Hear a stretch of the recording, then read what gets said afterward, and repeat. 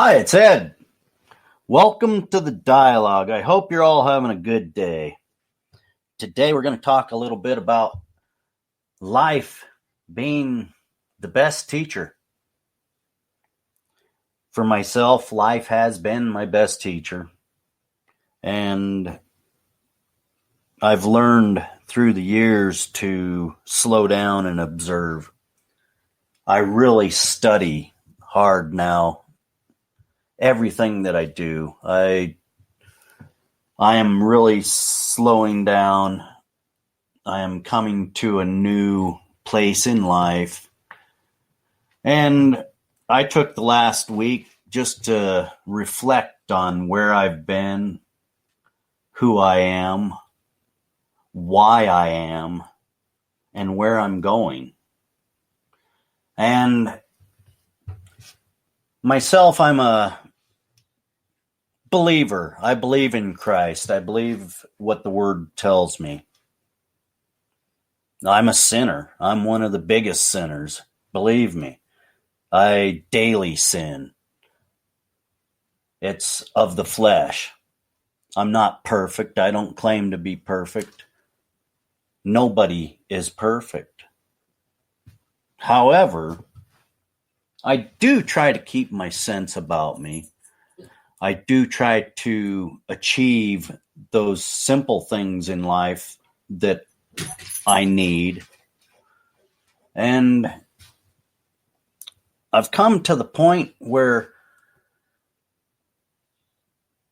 it's up to me to maintain that happiness. Give me just one moment. I gotta let my dog through the door. That way she doesn't start a panic. Go ahead. However, this morning, I'm thinking along the lines of my for a long time, I've had this calling to do things and service to others. I've always helped people. It's a desire that I've had. And believe me, at times I want to throw my hands up in the air, walk away, and say, screw the world. Many, many times my flesh tells me to do that. However, I reflect on Ecclesiastes. Ecclesiastes 5, 1 through 7 tells us, to those whom God has called, nobody is more important than God himself. This should be self-evident because to us, God is a reality, a family reality. Whoever we are not like those whom Solomon describes in chapter 1, those to whom life is essentially meaningless. It is not that the uncalled have no goals in life, that they do not plan what they will do with their time, that they are not buying or selling or repairing their homes, going to games or theaters, or seeking the latest fashions. Most of their lives are quite busy, involved in the normal activities of marrying, having children, divorcing, taking vacations, repairing their automobiles, going to work, and returning home at night to dine and read a book or watch television. To many of them, involvement in a church is a portion of life, but God is not reality to them in the way he must be to us because we truly believe him and life by faith in him. They may have some awareness and concern about him, yet through the blood of Christ and the covenant we made with him, we have dedicated our lives to him. Thus, what God thinks works on us and is planning are not guiding overriding concerns to them as they are to us. You know, Ecclesiastes 5:1, guard your steps when you go to the house of God, and be more ready to hear than to give the sacrifice of fools. For they do not know that they are doing evil. 5:2, do not be rash with your mouth, and do not let your heart be hasty to say a word before God, for God is in heaven, and you are on earth. Therefore, let your words be few. For a dream comes through the multitude of businesses, and fool's voice is known by multitudes of words. When you vow a vow to God, do not delay to pay it, for he has no pleasure in fools.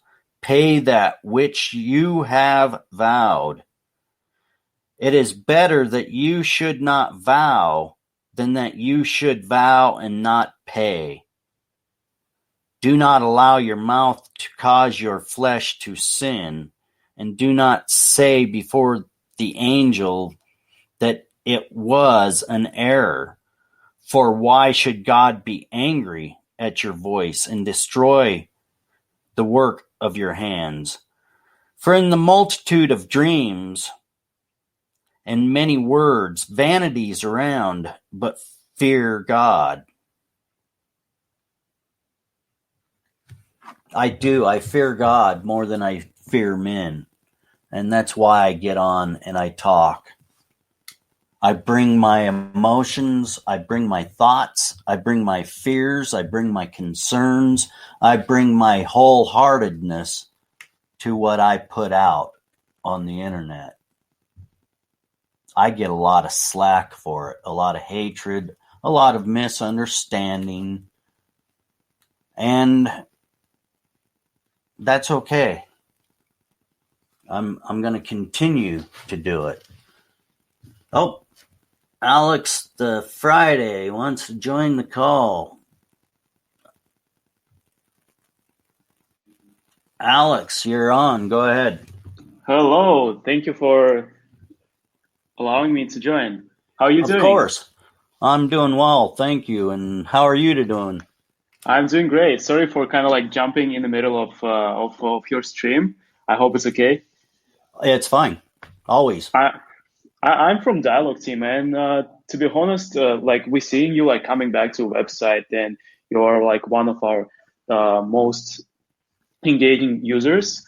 And I actually would love to talk to you and just learn about your experience with Dialogue, why you come in to browse, and what are you looking for like in the platform. Like if you don't mind to like kind of discuss with me about it a little.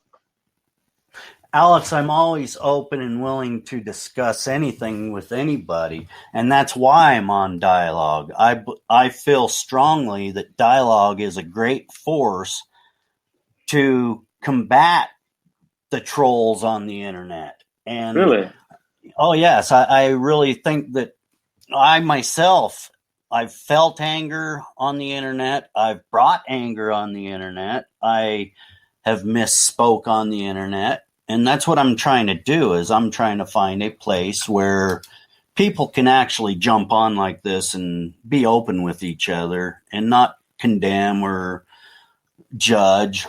It's an open, free concern for humanity. That's my concern. It's not about me or building me or my show. It's about learning. I study people. I love to learn about people. Is it like your background, like you're a psychiatrist, or is it just like a hobby? Well, see, Alex, I was injured, and I've spent the last, 12 years trying to find myself because I thought I was over and I've been done. And I started a podcast just to start releasing the hurt and the hatred that I've felt from not only doctors, but from the institutions that we rely on in society. And I really feel that getting things off your chest is the way to heal. And it has. Wow, it has helped me extremely well in my release, and it's made me get over some of these angers. So if I can release these angers and have a dialogue about them with people that are concerned about others, and their desires, their needs, their wants. And I feel, a lot of people here on Dialogue present very well. I've had a little trouble expressing myself because of all of my past experiences. So I'm learning. Dialogue has helped me learn to express, and I'm still doing so. I still get butt hurt. I still feel, trolls. I'm learning myself, and I'm using Dialogue to do that. That sounds very personal. Like that's just wow. Like I'm really amazed. That's awesome. And do you feel it's an audio just that enables you to what's the makes Dialogue for you, to go to Dialogue and express yourself and actually having this form of of revelation? I don't know if it's the right word to say. Do you feel like it's audio? Do you feel it's live? I'm just actually curious. What's let's say Twitter or a podcast like?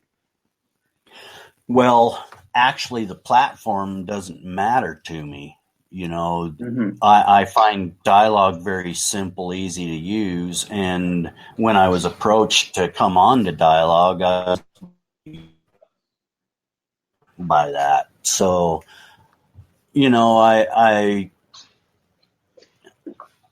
it's hard to explain at times, because there's a lot involved with what I've went through. And I'm trying to reconnect and reassociate with society so I don't have to hurt. I want to be a productive link in that chain. And, there's a lot of hurt people out there that feel the way that I feel. And every time we try to express, we get blocked. And Dialogue actually has allowed the opportunity to express openly. And that's the best thing about Dialogue. I'm impressed. Do you feel that there's something that constrains you to expressing yourself even more on Dialogue? There is something we can improve on, and just for yourself to fully integrate with a platform with experience with other people. Do you think there's anything on Dialogue right now that's kind of missing for you? Well, Dialogue's new, so there's going to be more people come eventually. That's really, I feel that's the only thing lacking on Dialogue, except more interaction amongst the host. I think that, to build a good platform of courteous people, I think we've got to start with building a community with the host. And then that will bring more like-minded, interested people. So interaction with everybody that's involved, I think that's important to connect everybody, because I see on the internet, everybody wants to click up, get into these clubs, these groups, and then they want to divide instead of, bring unity. And that's kind of what I'm here for. Is I'm not well educated, but I like to talk to well educated people, because that's education. And when you stop learning, that's the end of life for me. That's my opinion. And my hunger and desire to see humanity get better I've been here over 50 years watching. I thought humanity was getting better, and now all of a sudden I've seen this sharp decline and a vicious nature coming back out. And I really don't want to see that. You're seeing people hurting people instead of people helping people. Do you feel like the platform like Dialogue can improve on that? Like just to help a little, like not only like but just like community, society in general. And what are your thoughts on that? Yes, I believe this is the way to heal society. Yeah, But why exactly this is the way? Like I'm just curious. What's your perspective on that? Is it again like audio? Is it live? Like Twitter is existing, right? But like there's so many trolls, and it's like it doesn't feel personal, like at all. Like at least for me. Right, exactly. And that's the thing. A lot of people, they feel they're being censored out there on the other platforms. And for me, I don't like to express myself in a written way. I like to verbalize my thoughts. And because I was listening to Daniel DeBoe's show earlier, and the gentleman that was on with him, he basically nailed it. Open book. People's got to become an open book and be acceptable for everybody. And I think inclusion is the way, and I think Dialogue is bringing more inclusion into the social atmosphere. Interesting. Okay. Well, it also feels like your stories, to be honest, like they're very like also again for me, like when you speak, especially like what you just told me, like probably like 8 minutes before, like is your personal story. Like I was actually like really shocked. Like I was like, wow, like you would find this. I mean, I would expect that from like close friends, and it's just like it's just amazing for me. Like so, I'm just trying to learn how we can like improve the platform so like more people as you come and like actually like tell their personal stories, personal opinions, and or even connect with like and share with like becoming a co-host with like today if someone joins on Daniel's show and just start speaking about it, right?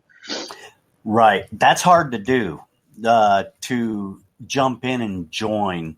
For myself, the feeling the reason why? Yes, I don't want to interrupt the flow of creativity and expression. So that's my main reason. I'm more of an observer, and I don't mind people jumping in, but I like to observe and listen to the content. Right. And, see where it goes. Right. But what if, for example, if the same person like who is like you observing, but actually deep inside that person just actually waiting for people to jump in? Yeah, that's interesting because there's really no way to really know who wants people or who wants to be kind of left at their monologue or their dialogue, because there are some hosts here like Craig and Ty. They do the MMAs and they do wonderful as a unit there. And I don't feel that that's really a place to break in. They're presenting, information in a way that you should be absorbing it, in my opinion. Now, how they feel about that, I can't answer. And that's kind of the reason I want association more between the host. Right. So we can learn about each other, and if they want people jumping in, and that's a hard call to make. But it's interesting. Like this is our problem to solve. That's what I was looking for.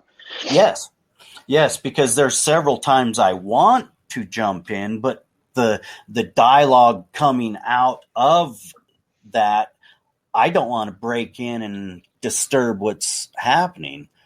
So there's that. I'd rather listen and see what comes out of it, because I observe and I listen a lot. I see. Okay, that's very interesting point. Thank you very much for sharing that. Like I wouldn't Yes. learn it otherwise, right?